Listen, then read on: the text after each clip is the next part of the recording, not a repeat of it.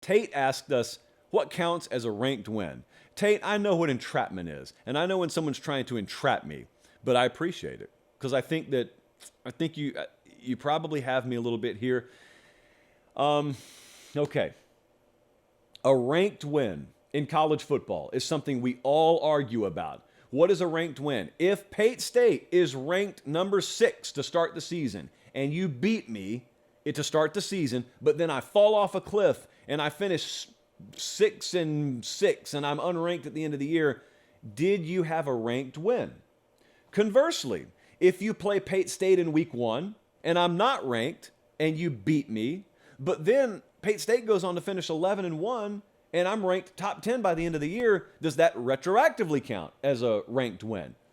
It's what we would call a classic conundrum, isn't it? I think about it like this. I can go back to last year. Okay, my answer, by the way, is it is a case-by-case basis. That's what a ranked win is. It's case by case. I can go back to last year. If you play Texas A&M to start the season, A&M was ranked in the AP top 10. I, in retrospect, am freely ready to admit, no, Texas A&M was not a top 10 caliber team.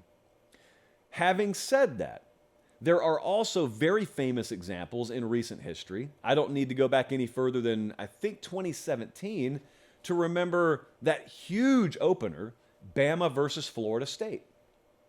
Florida State and Bama both top 5. And DeAndre Francois was the quarterback for Florida State. So Bama is about to close out a win against them in Atlanta. And then DeAndre Francois gets hurt. I think Ronnie Harrison knocked him out for the season. Florida State goes off the rails. It may have been earlier than 2017, but point remains. Florida State season goes off the rails. They finish unranked. At the end of the year, people wanted to tell me that's not a ranked win for Alabama. And I'm like Jason Bateman in Ozark. The blimp, it's not. Absolutely it is. Because the impact that playing Alabama had on Florida State definitely contributed to them falling off a cliff. You shouldn't be able to put a hurting on a team so thoroughly that the consequences of the hurting you put on them, knocking them off the rails, negates the quality of the win for you. And yet, that takes a lot of nuance and context to explain. And we live in a soundbite, meme, GIF, snapshot world.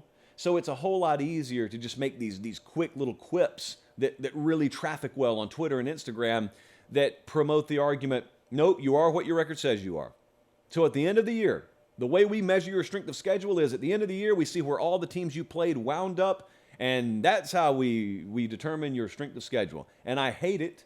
I hate it because the follow-up, when we play each other in week 3, the impact, the toll that we take on each other impacts us the rest of the year.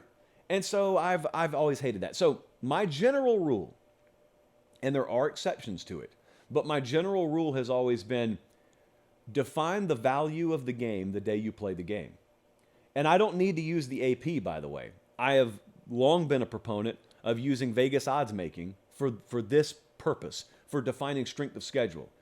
Because you could see teams ranked in the AP top 5 that are never in Vegas as top 10, and then those AP top 5 teams start losing some close games. Then they drop into the 20s, and Vegas still has them in the teens.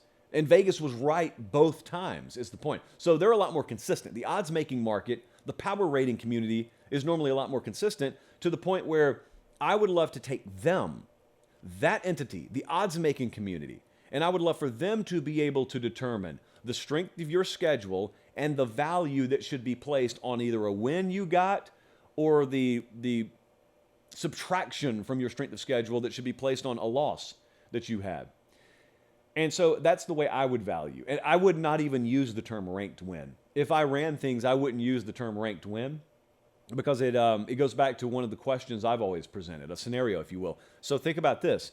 If I play the number 1 team in the country, the number 2 team in the country, and then 10 of my other games are against the bottom 10 teams in America, and then you play number 26, 27, 28, 29, 30, 31, 32, 33. That is your 1 through 12. That is your 12 games. If you played 12 teams ranked 26 through 40, I played two teams ranked in the top 5, and then the rest of them were outside of 110, I would be considered to have the stronger schedule because I played two top 25 teams.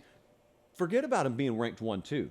Pretend I played the number 21 and 22 team in the country, and then the rest of them were in the hundreds. And you played number 26 through 38.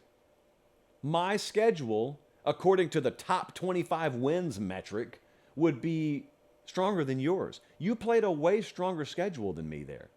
But because we have this random line in the sand that we draw after 25, someone on a television show on Selection Sunday would say, nope, nope, nope. Look at this fancy graphic we have. So-and-so has 2 top 25 wins, whereas so-and-so X has none. I've never liked that. So I know it's convoluted, but it is. It is convoluted. I would like to define it on the day it happens. That's where the value of the game is for me.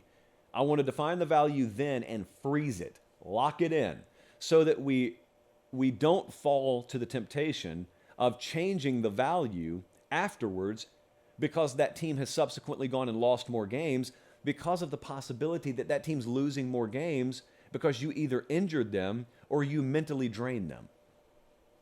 That happens all the time. There are exceptions. I have always been a proponent of going back and retroactively adding the value of a win.